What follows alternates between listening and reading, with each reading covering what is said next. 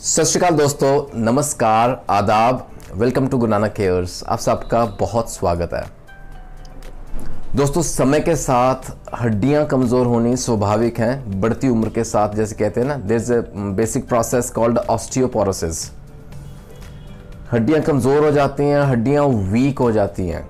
अगर ये process osteoporosis के दौरान अगर ये दिक्कतें रहती हैं, सिम्टम्स रहती हैं, वीकनेस रहती है बोन्स की, फर्स्टली, सेकेंडली, या किसी डिजीज़ के कारण कोई ऐसी हड्डियों की बीमारी है जिस वजह से हड्डियां वीक हो गई हैं, what ever the reason is दोस्तों, कम टू होम्योपैथी। बहुत ही कारगर दवाएं आती हैं होम्योपैथी में जो कि ये कमज़ोर हड्डियों में ना वापस जान डाल देंगी, that is for sure, and without any side effects. दोस्तों, बेसिक प्रोसेस या बेसिक ऑस्टियोपोरोसिस क्या रहता है, क्या उसके लक्षण रहते हैं, कारण देखेंगे और बहुत महत्वपूर्ण दवाएं। ठीक है, वो एक video already I have uploaded on osteoporosis. Description box में भी उसका लिंक है, क्लिक करके देख लीजिएगा अगर आपको बेसिक जानकारी चाहिए about all these things, osteoporosis and weakness of bones with very general medicine. ठीक है, आज की वीडियो में ना I won't go into all those details, है ना। डायरेक्ट हम बात करते हैं कि हड्डियों में वाकई में जान डालने के लिए आज मैं आपके सामने रखूंगा दोस्तों एक बहुत ही यूनिक, बहुत ही उम्दा, एक्सीलेंट होम्योपैथिक रेमेडी जिसका नाम है एसोफेटिडा।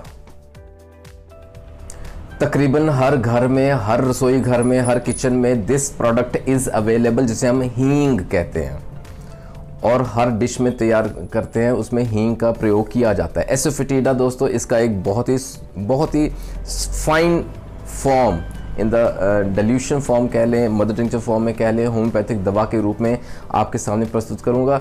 दोस्तों, usually we use this product even in homeopathic medicine में भी ना, ये बदहजमी के सिम्टम्स में ज़्यादा यूज़ किया जाता है ना। एसोफेटिडा का नाम लिया तो सबसे पहले जैसे ना स्टमक के सिम्टम्स आएंगे, फ्लैचुलेंस रहता है, पेट में अफारा, गैस है, then very importantly spasmodic contractions of the stomach and oesophagus, पेट में जो मरोड़ उठते हैं, बहुत भयंकर दर्द रहता है। एसोफेटिडा नॉर्मली इसी से इसकी पहचान की जाती है, हो जाती है कि asafoetida is use for this purpose. लेकिन आज जो मैं आपके लिए सिम्टम्स लेके आया हूँ, बहुत ही यही रेमेडी यूज़ करेंगे। वीडियो को एंड तक देखिएगा ज़रूर दोस्तों। क्या सिम्टम्स हैं, क्या कारण है, वो वीकनेस बोन्स की क्यों रहती है, क्या डोजेज और पोटेंसी में देना है, very important video up to the end. दोस्तों, हड्डियों की कमजोरी में तो यूज़ करना है एसोफेटिडा, लेकिन थोड़ी बेसिक जानकारी लेंगे यहाँ asafoetida as a remedy, as a homeopathic remedy, यानी कि बेसिक पेशेंट प्रोफाइल किस तरह का रहता है, एसोफेटिडा का पेशेंट किस तरह का रहेगा। दोस्त, पहले तो he is not a lean patient, वो पतला दुबला नहीं रहेगा, he is a fat and flabby patient. चेहरे से जैसे पता चल जाता है ना, जैसे खाते पीते घर का लड़का रखता है या लड़की, है ना, तो वहाँ जैसे चब्बीनेस रहेगी और प्लिथोरा रहता है, लाली रहती है चेहरे पे, and he is a hysterical patient. जैसे ना समय समय पे उसको जैसे ना बहुत ही इमोशनल आउटबर्स्ट्स रहते हैं, जैसे extreme happiness, extreme sadness, hysteria, है ना, हिस्टेरिकल पेशेंट रहता है, हाइपोकॉन्ड्रियाकल पेशेंट रहता है। वो कहने का भाव जैसे ना he is very much concerned about his own health, वो उसको ना अपनी सेहत को लेके बहुत चिंता लगी रहती है। अगर कोई अंदर नुक्स ना भी होना, still the patient will be worried कि मेरी हेल्थ ठीक है, मेरी सेहत ठीक है, ठीक होनी चाहिए, कहीं कुछ हो ना जाए, that we called a hypochondriacal patient. So basic category ये रहती है एसोफेटिडा पेशेंट्स की। आइए अब सिम्टम्स की बात करते हैं। एसोफेटिडा हम कौन से सिम्टम्स में दे सकते हैं, क्या इसकी इंडिकेशंस रहती हैं pertaining to the weakness of bones, हड्डियों की कमजोरी किस कारण से रहती है वो भी समझेंगे। सबसे पहले महत्वपूर्ण सिम्टम है दोस्तों, the bones pain is there, हड्डियों में दर्द रहता है because of caries in bones. Dental caries की बात की ना, केरीज मीन्स कैविटीज, जैसे डिके हो गया, सड़न हो गई है, वहाँ टूथ की थी, यहाँ हड्डियों में भी सड़न हो जाती है बिकॉज ऑफ एनी रीजन और डिजीज अंडरलाइंग।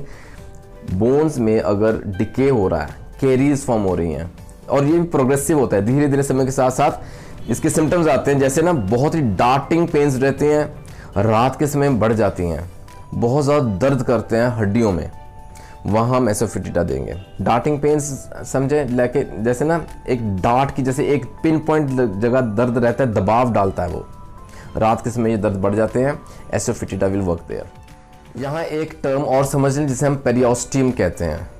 शायद इसका जिक्र पहले बोन्स के वीडियो में हुआ है, यहाँ मैं आपको शॉर्ट में बताऊं। Periosteum is the outer layer of the bone. उसके ऊपर की जो सरफेस जो लेयर रहती है ना कवरिंग बोन्स की, उसे हम पेरियोस्टियम कहते हैं। अगर उसमें दर्द रहे, उसमें सूजन रहे, एनलार्ज्ड हो जाए, इन्फ्लेमेशन रहे, पेरियोस्टाइटिस वी कॉल, है ना, वहाँ हम एसोफिटिडा देंगे। Specially the periostitis of the tibia bone, जिसे हम शिन बोन भी कहते हैं। ये हमारे नीज के नीचे जो द लार्ज बोन है, second largest bone in the body, tibia. अगर वहाँ पेरियोस्टाइटिस डायग्नोज हुआ है दोस्तों, asafoetida is the drug of choice. अच्छा, फिर एक और बहुत ही महत्वपूर्ण सिम्टम रहता है जिसे हम कहते हैं अल्सर्स। अगर शरीर में कहीं भी अल्सर्स हो रहे हैं, अल्सर्स हम समझते हैं जैसे ना कुरेद जाती है जो लेयर रहती है, स्टमक में अल्सर्स हो सकते हैं, बॉडी के किसी हिस्से में अल्सर्स हो सकते हैं। यहाँ अगर हड्डियों में दर्द रह रहा है because of ulcers of the bones, हड्डियों के ऊपर की लेयर जो है ना वो डिसइंटीग्रेट कर जाएगी, कहीं ना कहीं से वो कुरेद दी जाएगी और वहाँ पस भी बन सकती है। It is a very serious condition of the bones, वहाँ एसोफिटिडा विल वर्क। एक ना बहुत ही डिस्टिंग्विशिंग फीचर कह लें, सिम्टम रहता है जहाँ एसोफिटिडा हम देंगे। जिस पार्ट में दर्द रहता है, जिस हड्डी में दर्द रहता है, बोन पेन रहती है ना, वहाँ ना बहुत ही सेंसिटिवनेस रहती है। There is an extreme sensitiveness, वहाँ छूना भी जैसे ना दुश्वार हो जाता है, इतना भयंकर दर्द रहता है। And another very peculiar thing is, ये दर्द है ना ये हड्डियों से उभर के ऊपर त्वचा पे आता है, यानी कि from within out, from bones to the surface. ये बहुत पेक्यूलर सिम्टम है जहां एसोफिटिडा काम करती है। और एक महत्वपूर्ण बात दोस्तों, एसोफिटिडा का जो अंडरलाइंग माइजम है ना, that is a syphilitic miasm, और ये बहुत खतरनाक रूप ले सकता है क्योंकि ये ना हड्डी गल जाएगी। There is a decay in the bone. अगर ये कान के अंदर भी अटैक कर रही है, इन द ईयर, तो जो बारीक छोटी छोटी बोन्स रहती है ना, वहाँ उनको भी डिके कॉज कर जाएगा, वो भी हड्डियाँ कान की गल जाएंगी। And with the passage of time, समय के साथ साथ जैसे ना सुनाई देना भी कम हो जाता है। It may lead to deafness. Asafoetida will work here. दोस्तों ऐसे जो सिम्टम्स जो बोन्स के साथ, हड्डियों के साथ लिंक्ड है ना एसोफिटिडा के, शायद हम में से काफ़ी लोगों को नहीं मालूम हुए होंगे। उम्मीद करता हूँ इजाफा हुआ होगा आपकी नॉलेज में। आइए डोजेज एंड पोटेंसी की बात करते हैं। दोस्तों अगर समस्या पुरानी है, ये जो हड्डियों की वीकनेस है, दर्द है, underlying causes we have seen किसी कारण से, है ना, अगर लंबा चलना है ट्रीटमेंट, तो ideal potency is 6 to begin with. Asafoetida 6 potency में लें, 2 बूंदे दिन में केवल 2 बार। इसके अलावा 3x डाइल्यूशन फॉर्म में भी अवेलेबल है। Mother tincture Q is also available. You can take mother tincture Q form में हम ले सकते हैं 10 बूंदे, कुछ गुनगुना पानी, दिन में 3 बार। तो दोस्तों ये तो थी संक्षिप्त जानकारी अबाउट एसोफिटिडा इन शॉर्ट। और इसके साथ अगर calcarea phosphorica, symphytum, as per the symptoms, अगर इसके एडजॉइनिंग ट्रीटमेंट में वो मेडिसिन जुड़ जाएं तो बहुत जल्दी आपको आराम आएगा, हड्डियों में वाकई में जान आ जाएगी। दोस्तों जुड़े रहें गुरुनानक केयर्स के साथ for more such informational videos. Any doubts, any comments, most welcome. You can WhatsApp me, आप मुझे मेल भी कर सकते हैं gurunanakkayers@gmail.com।